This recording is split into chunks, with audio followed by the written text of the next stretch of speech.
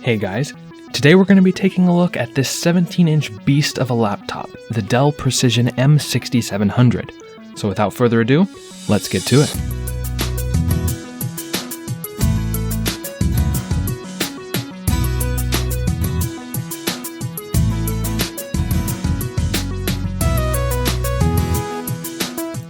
The Precision M6700 was Dell's biggest and baddest professional laptop from back in 2013.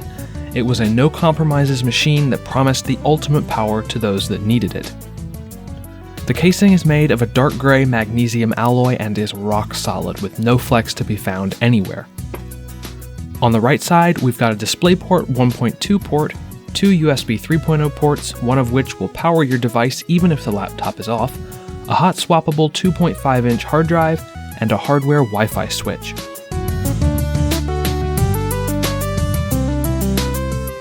On the left, we've got a Kensington lock, two USB 2.0 ports, Firewire 400, stereo microphone and headphone jacks, indicator lights for battery, power, and disk activity, a slot-loading DVD burner, SD card slot, and finally an express card slot.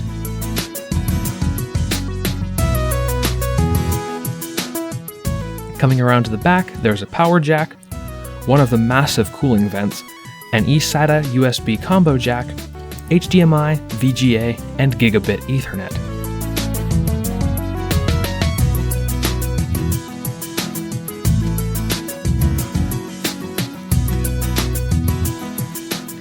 Now, I don't usually talk about the bottom, but there's a very useful dock connector here that you can connect an external battery to that Dell calls the Slice battery.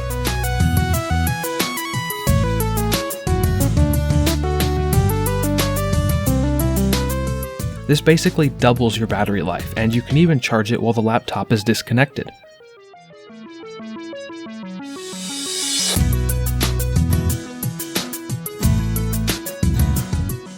It does add some bulk, but in my opinion it's well worth it for the extra battery life. The power brick is a 240 watt monstrosity that actually uses a standard desktop power cord.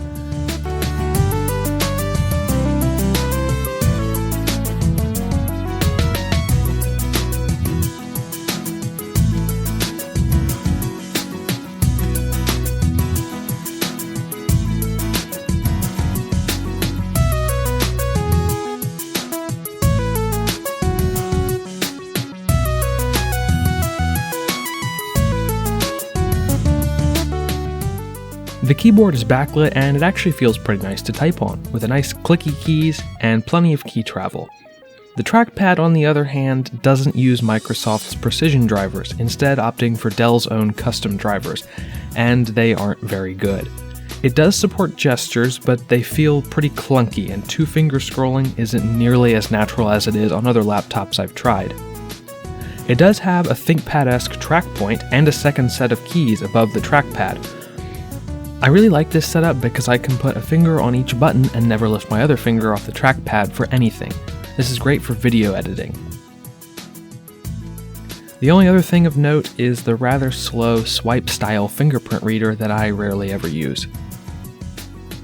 Coming over to the internals, this laptop is powered by the best CPU you could get at the time, the Core i7-3940XM Extreme Edition with 4 cores and 8 threads clocked at 3 GHz with turbo boost up to 3.7 GHz. It also has a less impressive 8 GB of DDR3 RAM.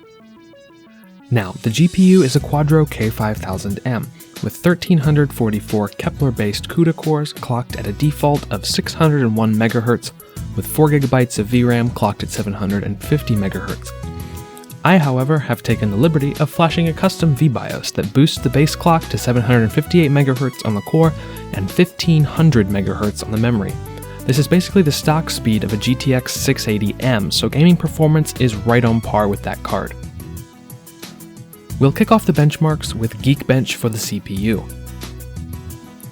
This Core i7 here scores a monstrous 3653 on the single core and 12,605 on the multi-core.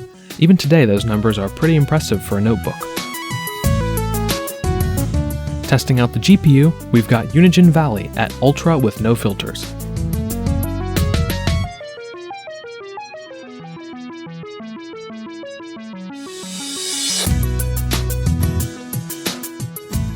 And the numbers are in: 43 FPS and a score of 1810. This means that this system should be able to handle the latest games at roughly medium settings, but any title more than a year or two old like Firewatch here can be completely maxed out with no problems.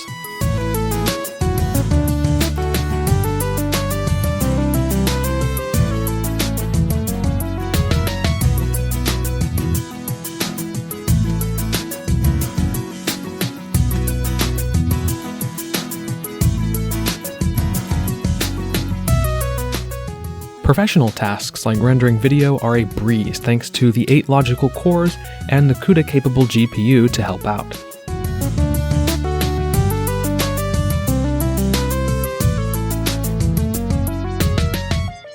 My only major complaint is the display. It's a TN panel and viewing angles aren't very good.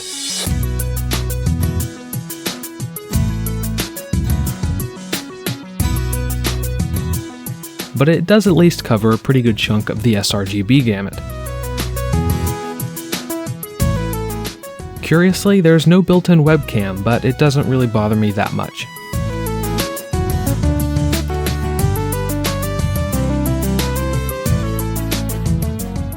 I do actually like that the display can fold 180 degrees though. I got this laptop for $550, and for the performance I'd say it was a pretty good deal. The bottom line, this is a well-built, powerful, upgradable 17-inch laptop that won't break the bank. I would definitely recommend one if you need a portable, powerful laptop on a budget.